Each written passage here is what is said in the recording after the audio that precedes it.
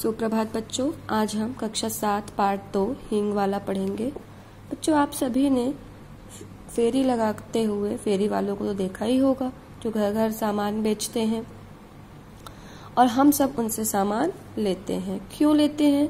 क्योंकि हमें लगता है कि नहीं, वो सही उचित मूल्य पर हमें सही सामान देंगे। इस तरह हम उनसे विश्वास करते हुए सामान लेते हैं। ऐसी ही एक कहानी सुभद्रा कुमारी चौहान ने धार्मिक सहिष्णुता एवं भाईचारे की भावना का संदेश दिया है। चलिए अब हम पढ़ते हैं। अम्मा हींग लेगा कहता हुआ लगभग 35 साल का एक खान आंगन में आकर रुक गया। पीठ पर बंधी पोटली खोलकर नीचे रखा और पेड़ के नीचे एक चबूतरे पर बैठ गया। ये एक खान क्या है? हींग वाला है और ये सावित्री के यहाँ पर हींग बेचने के लिए आया है।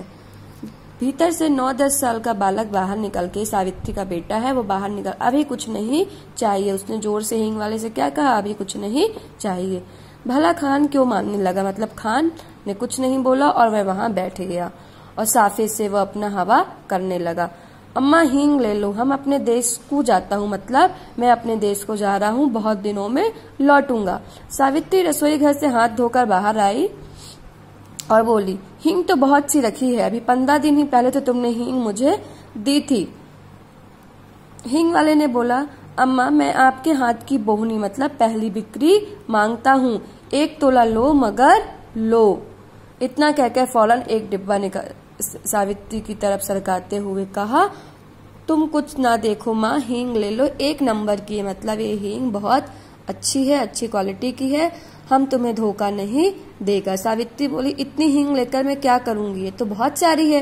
खान ने कहा, ले लो अम्मा, हम अपने देश को जा रहा हूँ, खुदा जाने में कब लौटूंगा। अम्मा की उत्तर की प्रतीक्षा किए बिना ही उसने हींग तौल दी और जबरदस्ती उसे दे दी। खान ने हींग तौलकर पुड़िया बनाकर सावित्री के सामने सरका दी। बच्चे ने पुड़िया उठाकर, सावित्री के छोटे बच्चे ने पुड़िया उठाकर उसकी तरफ फेंक दिया। चलो माँ भीतर, कुछ नहीं लेना है। सावित्री ने कुछ ना बोलते हुए हींग की पुड़िया उठा ली और कितने पैसे हुए कहकर पूछने लगी।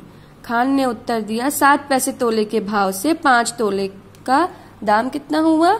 35 पैसे लगाकर खान को दे दिए। खान सलाम कर कर चला गया, पर बच्चों को माँ की यह बात अच्छी नहीं लगी। बड़े लड़के ने कहा, माँ तुमने खान को पैसे क्यों दिए? हींग की जरूरत तो हमें थी ही नहीं। छोटे ने बोला दो माँ, 35 पैसे हमको भी दो, हम बिना लिए नहीं रहेंगे। मतलब बच्चों ने कहा, आपने हींग वाले को दिए हैं तो हमें भी चाहिए है। जिसकी उम्र कितनी थी? लगभग 8 साल की थी। वह गंभीर स्वर में बोली, तुम माँ से पैसा ना मांगो, वे तुम्हें ना देंगी, उनका बेटा तो वही खान है। उसकी सावित्री की लड़की ने कहा कि उनका बेटा तो वही खान है, वो हमें नहीं देंगी। तब माँ ने बोला, चलो खाना तैयार है, खाना खा लो। छोटा बेटा बोला, पहले पैसे दो, तुमने खान को दिए। सावित्री ने कहा, खान ने पैसे के बदले में मुझे हींग दी है, तुम क्या दोगे? बच्चा हंस बोला, हम तुम्हें मिट्टी देंगे। सावित्री हंस पड़ी, अच्छा चलो पहले खाना खा लो, फिर तुम्हें रुपए तुड़वाकर 35 पैसे दूंगी। खाना खाते समय हिसाब लगाया उस छोटे बच्चे ने कि 1 रुपए में तो 100 पैसे होते हैं, 35 पैसे रतन लेगा, 35 मुन्नी लेगी, तो छोटे के लिए तो 30 बचेंगे। छोटा बिगड़ पड़ा, मैं 30 पैसे नहीं लूंगा। दोनों में क्या हो जाती? मारपीट हो जाती। इससे पहले ही मुन्नी ने बोला कि मैं 30 पैसे ले लूंगी।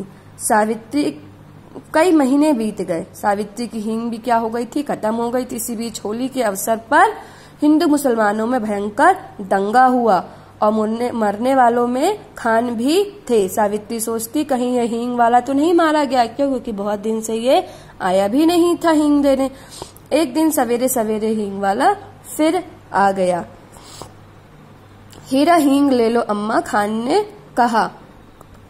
सावित्री ने कहा, तुम बहुत दिन में आए? वह बोला, मैं अपने देश को गया था, परसों ही लौटा हूँ। सावित्री बोली, यहाँ तो हिंदू मुसलमानों का झगड़ा चल रहा था, तुम फिर भी आ गए? सावित्री उसने कहा, कान पे हाथ रखते हुए खान ने बोला, ऐसी बात मत करो अम्मा, बेटे को भी क्या माँ से डर है जो मुझे होता। इसके बाद उसने अपना डिब्बा खोला और एक छटाक हींग तोलकर सावित्री को दे दी। रेजगी मतलब दोनों के पास ही खुले पैसे नहीं थे।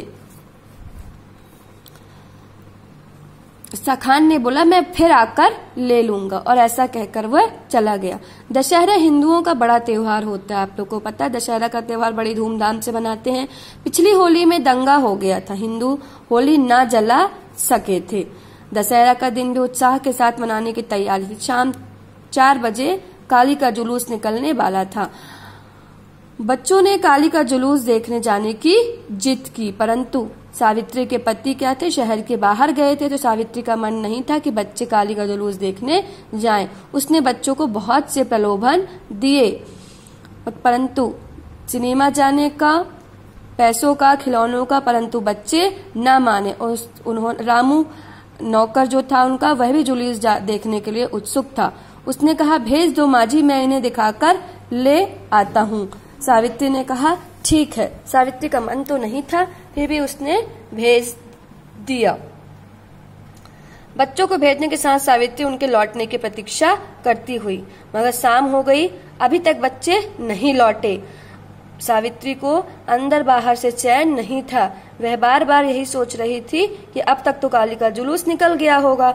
एक आदमी बोला, दंगा हो गया है माजी, दंगा, भारी दंगा।